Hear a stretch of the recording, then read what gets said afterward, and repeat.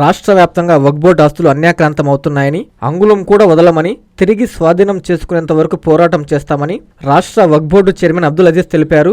నెల్లూరు నగరంలోని చిన్న బజారులో గల అబ్బాస్ అలీ ఖాన్ మసీదు నూతన ప్రారంభోత్సవ కార్యక్రమం అట్టహాసంగా జరిగింది. ఈ కార్యక్రమానికి అజీజ్ ముఖ్య అతిథిగా విచ్చేశారు.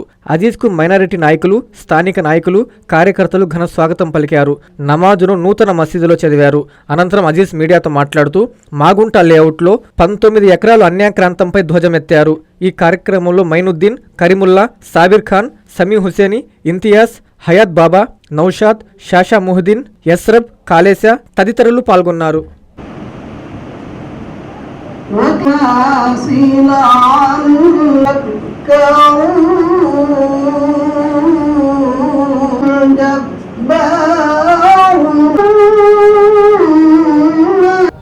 ఈరోజు అబ్బాస్ అలీ ఖాన్ మసీద్, ఈ యొక్క మస్జిద్ 1895లో అబ్బాస్ అలీ ఖాన్ గారు పేరు మీద ఈ యొక్క మసీద్ కట్టడం జరిగింది. ఆనాటి ఉదయగిరి ఎవరైతే నవాబు ఉన్నారో వాళ్ళ యొక్క ద్వారా ఇది కట్టడం జరిగింది. మరి దీనికి అనేక ఆస్తులు కానీ ఇవ్వడం జరిగింది.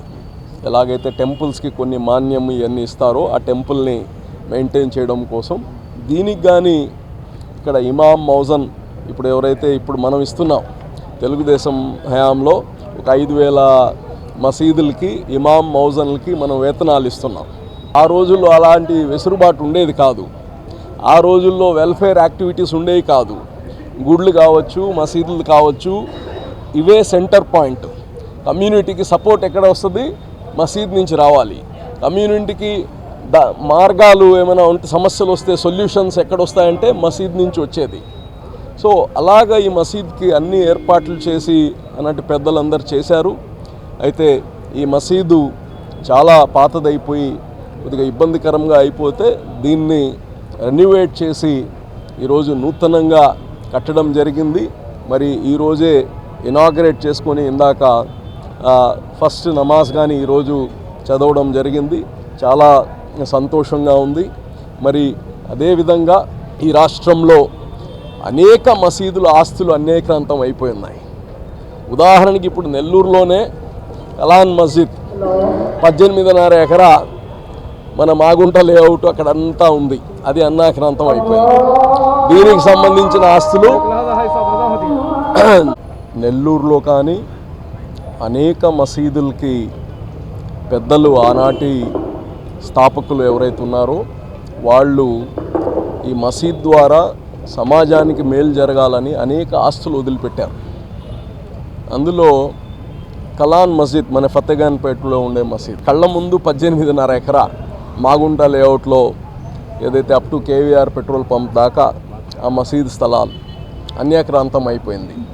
ఇప్పుడు అనేక కేసులు ఆ రోజుల్లో ఉండే ఆ కమిటీలు సరిగ్గా హ్యాండిల్ చేయక కేసులన్నీ కొన్ని పోవడం, ఇప్పుడు దాన్ని ఫైనల్గా సుప్రీంకోర్టులో మొన్ననే వేసాం.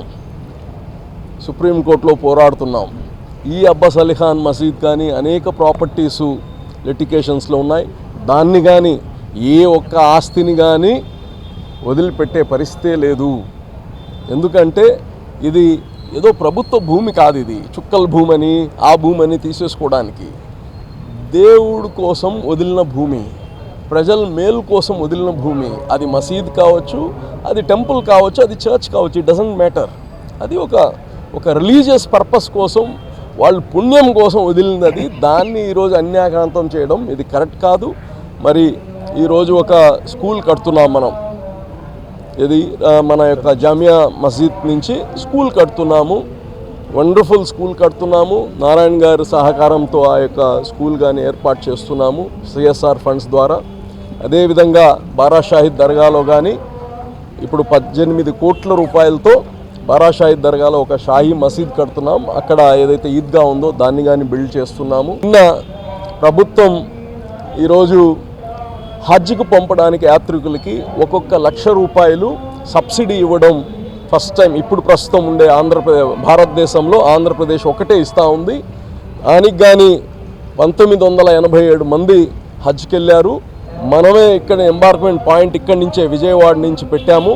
నిన్న నిన్న ఈరోజు కలిసి 333 మంది మన ఆంధ్ర నుంచి విజయవాడ నుంచి హజ్కి పోవడం జరిగింది.